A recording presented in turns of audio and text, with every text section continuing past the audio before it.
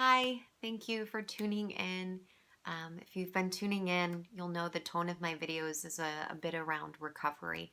It may seem a little odd that I'm doing these right now, and I agree, it's a little bit weird with what everybody's experiencing right now, how times are pretty uncertain and unsettling, and there's so much happening around us. And um, I I know at my heart that I'm doing these right now so that I can anchor my coping skills and what my strengths are that have helped me to get through challenges in my past. So today I want to talk a little bit about emotional acceptance or emotional intelligence, which both therapy and then if we're in yoga or doing something mindfulness, or for me, Nia was helpful too. We might be able to put those skills from therapy around being in touch with our emotions on the mat. So um, there was once a class where a woman had from in yoga got up, and she was a regular student. She got up and she left and she said, "This practice just isn't working for me right now." And I could tell she was struggling with her emotions, and that she had had an expectation that she was supposed to feel a certain way, and she wasn't feeling it. She wasn't getting the peaceful feeling that she was used to experiencing on her mat. And it's completely okay that she got up and she left. We always have a right to do that. And it's also okay to be with whatever we're feeling on our mat.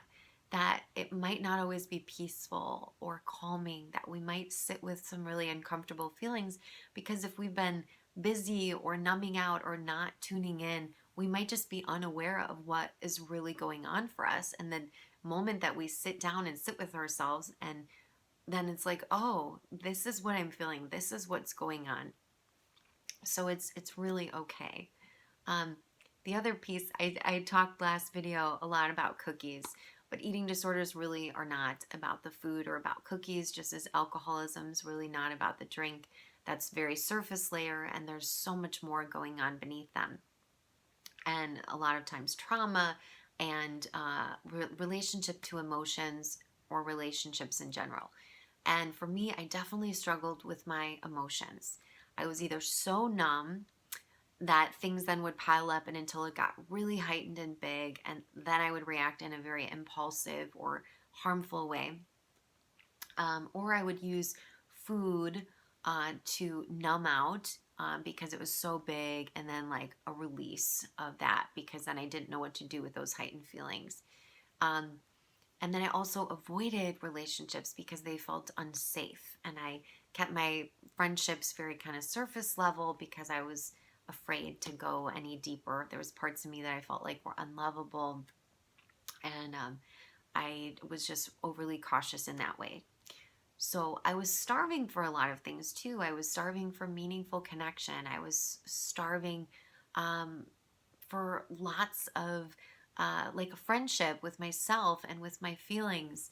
And through both therapy and yoga, I began to learn because when I first came to my yoga mat, it wasn't peaceful. It wasn't Care Bears. It was really hard for me to sit there and or move in my body and be with what I was feeling because I had lots of depression, I had lots of anger, and I had a lot of feelings that were really uncomfortable and a lot of busy thoughts. But the feelings, and I was used to really reacting to my feelings right away through acting impulsively on a behavior to avoid what I was feeling.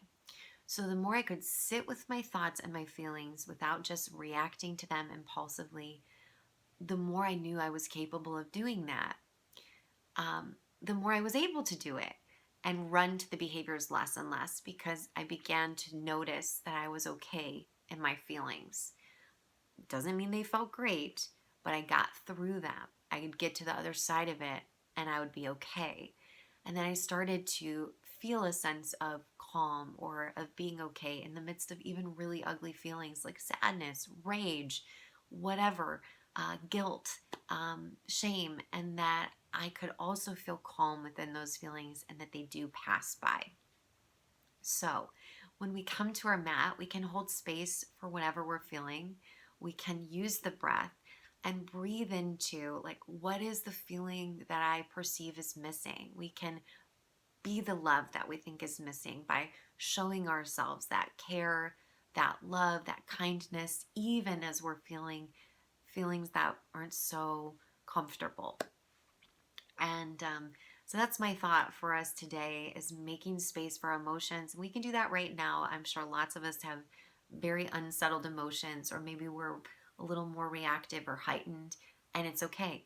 We can notice that, acknowledge that, and practice holding space for what we're feeling, and practice being less reactive and showing ourselves and each other a little bit more caring and kindness. Thank you for listening. Take care.